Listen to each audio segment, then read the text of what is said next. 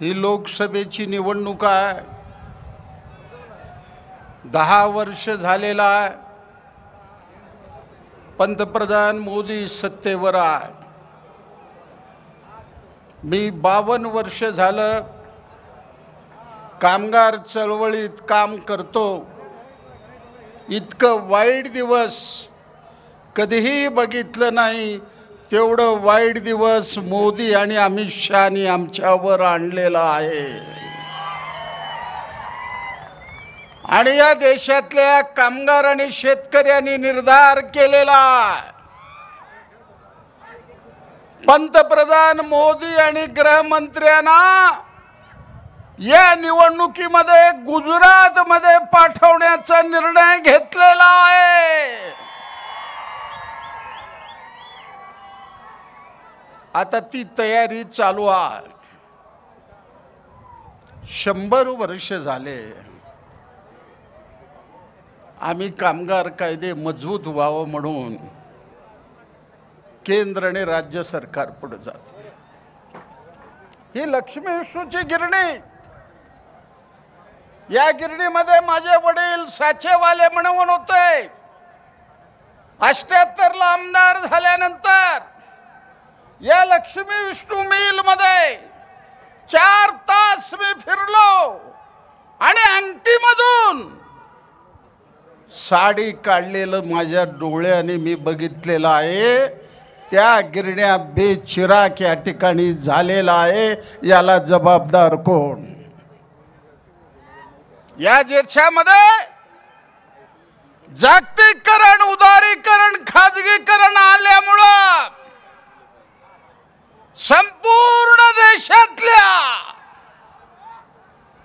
या गिरण्या बंद पडलेल्या आहे. मित्रांनो, कामगार देशोधडीला लागलेला आहे. कामगाराला आधार नाही आहे. मोदी साहेबांनी शेतकऱ्याकरता 3 काळे कायदे केले. आज त्यांनी सांगू लागला मी 80 कोटी लोकांना 5 किलो धान्य मोफत देतो. त्या मोदी साहेबांना मी विचारणार आहे, जे 3 काळे कानून होते त्याच्यामध्ये एक कायदा देशातली रेशन व्यवस्था संपवण्याचं होतं.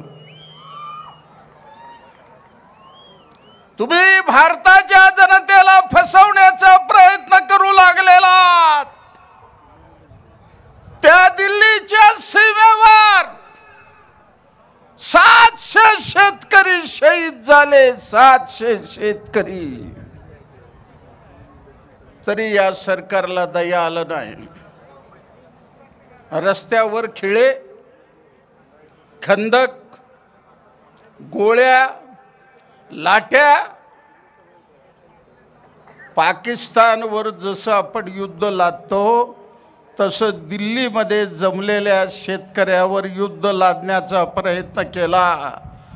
पण मोदी साहेब हा भारतातला शेतकरी तावून सुलाखून निघालेला आहे.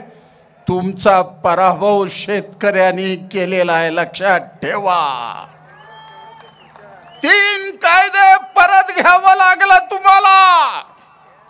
आणि या देशातला कामगार आणि शेतकऱ्यांनी निर्धार केलेला तुम्हाला घरी बसवण्याचा प्रयत्न या देशातला शेतकरी आणि कामगार करत आहे. मोदी साहेबापुढे मी 3 प्रश्न उपस्थित केले. हिम्मत झाली नाही. एका शब्दाने उत्तर देण्याची हिम्मत झाली नाही. त्यांचा कोणी मंत्री असू द्या. सोलापुरामध्ये असंघटित कामगाराकरता जे 30,000 घराचा प्रकल्प चालू आहे त्याचा वादविवाद करायला मी तयार आहे. हिम्मत असेल तर माझ्याशी भिडा. मी तयार आहे तुमच्याशी भिडायला. अरे आम्ही मागितलं मोदी साहेबापुढे, हा गरीब कामगार आहे, बिडी कामगार आहे, यंत्रमाग कामगार आहे, रेडीमेड कामगार आहे, असंघटित कामगार आहे. याला 2 लाख रुपये कर्ज घ्यावं लागलं. महिन्याला 2100 रुपये हप्ता देणं. 7-8 हजार रुपये आमचा पगार नसताना मोदी साहेब आम्हाला सांगा बँकेचे हप्ते आम्ही कसे भरणार.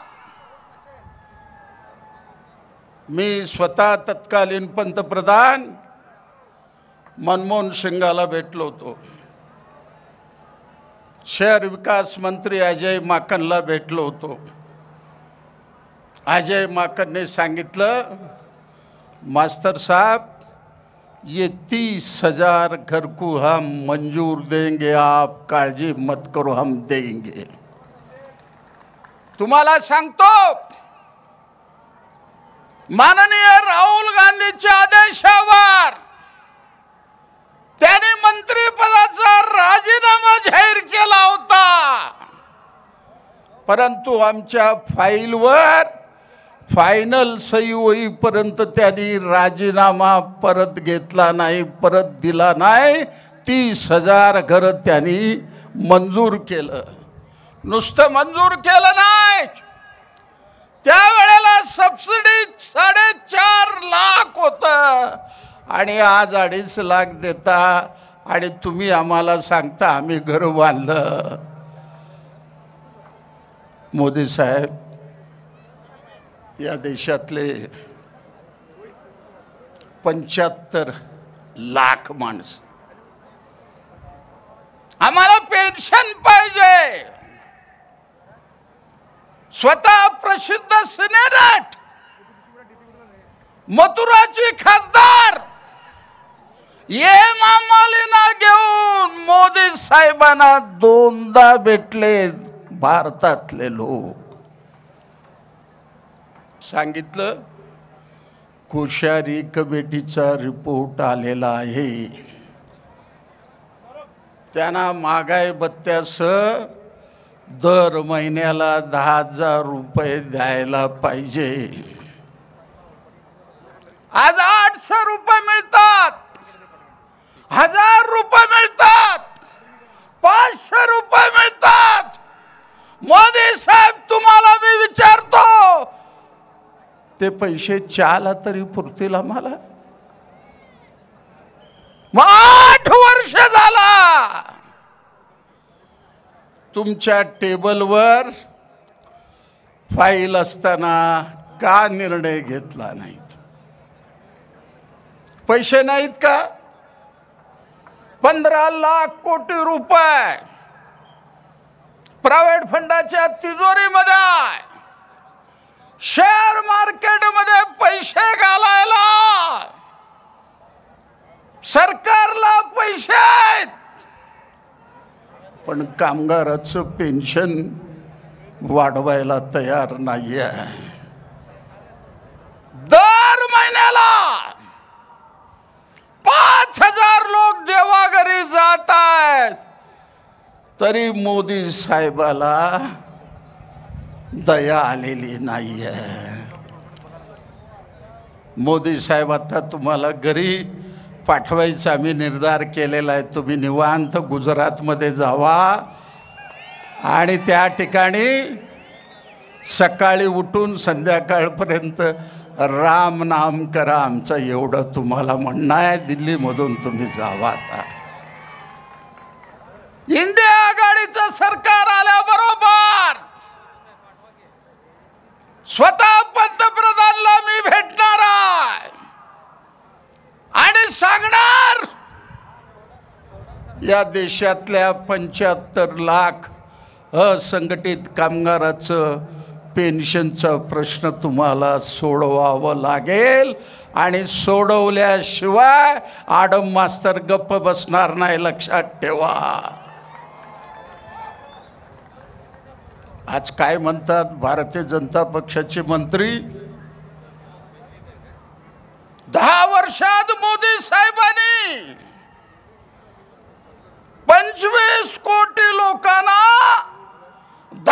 दारिद्र्य रेषेतनं बाहेर काढलं. काय दारिद्र्य रेषेची व्याख्या माहिती आहे का? कोणी भारतीय जनता पक्षाचा आमदार, खासदार, मंत्री असेल तर विचारा. दारिद्र्य रेषेची व्याख्या सांगा. शहरामध्ये दिवसाला 47 रुपये आणि ग्रामीण भागात 32 रुपये एवढं उत्पन्न असलं दारिद्र्य रेषेच्या बाहेर. आज तुम्हाला मी विचारणार आहे, या देशातले 6 महिन्याचं मूल दूध मिळत नाही म्हणून वर्षाला 67 लाख मुलं मुली देवाघरी जात आहे. आज मोदी साहेब पुष्कारे सांगतात मी 5 किलो धान्य देताय. मोदी साहेब कोणाला फसवता तुम्ही? अहो, यूपीचं राज्य असताना श्रीमती सोनिया गांधीनं अन्न अधिकाराचा कायदा 2013 मध्ये करायला भाग पाडलं देशात पहिल्यांदा. आणि त्या कायद्याखाली प्रत्येक कुटुंबाला 35 किलो धान्य दिलं पाहिजे, त्याच्यामध्ये तरतूद होती. आणि तुम्ही 5 किलो देता आम्हाला. रेशनमध्ये आम्हाला तूर डाळ देणार नाही,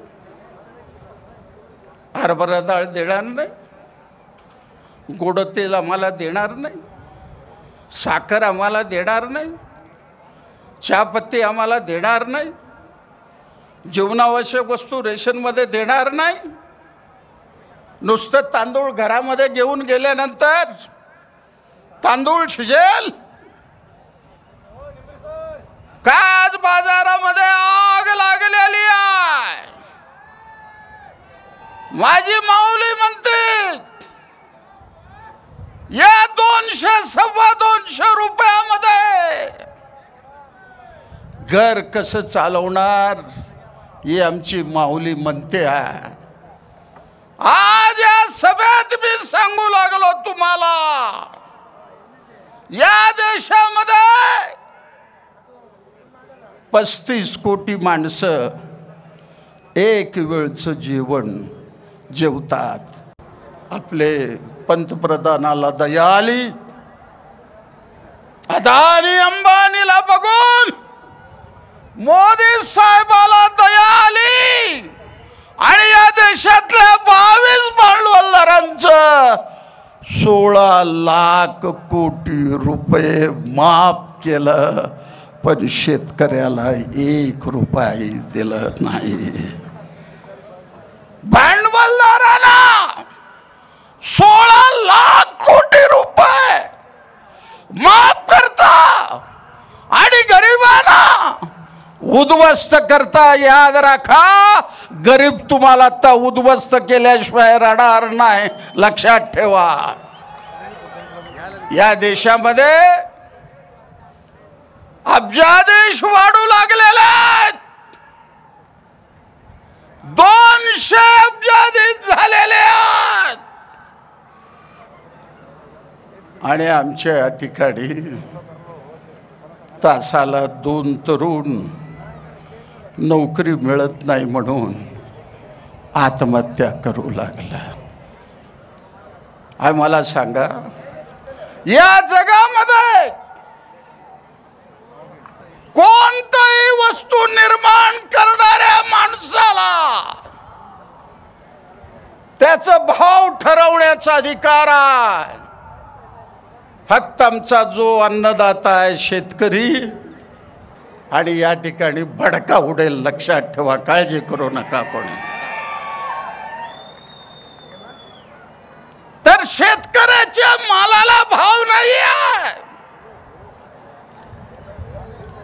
स्वतः पंतप्रधानांनी 2014ला सांगितलं मी शेतकऱ्यांना हमी भाव देणारा, शेतकऱ्याला हमी भाव दिला नाही. 2015ला सुप्रीम कोर्टामध्ये गेले. सुप्रीम कोर्टामध्ये जाऊन त्याने म्हणलं मी शेतकऱ्याला हमी भाव देणार नाही. असं शेतकऱ्याशी खोट बोलणारा पंतप्रधान मी पहिल्यांदाच बघू लागलेला. म्हणून तुम्हाला सगळ्याला माझी विनंती आहे, आता वेळ आलेली आहे.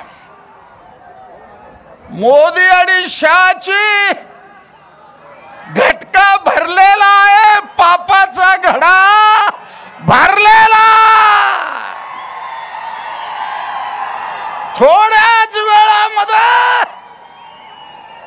त्या ठिकाणी इंडिया आघाडीचं राज्य आपल्याला आणायचा. म्हणून तुम्हाला सगळ्याला माझी विनंती राहणारा, भारतीय जनता पक्षाचे लोक जिथे संपदेला असे थोर मान, जणू वैभवाचे सजे शिल्प छान. सुवर्णाची या ग्राहका नम्र राहे, असे सर्व भूमंडळी एक आहे. गणेश रामचंद्र आपटे, मंगळवार पेठ आणि लकी चौक. आणि आता नव्या अलंकारांसह नवे दालन, रामकुटी 7 रस्ता सोलापूर. गणेश रामचंद्र आपटे.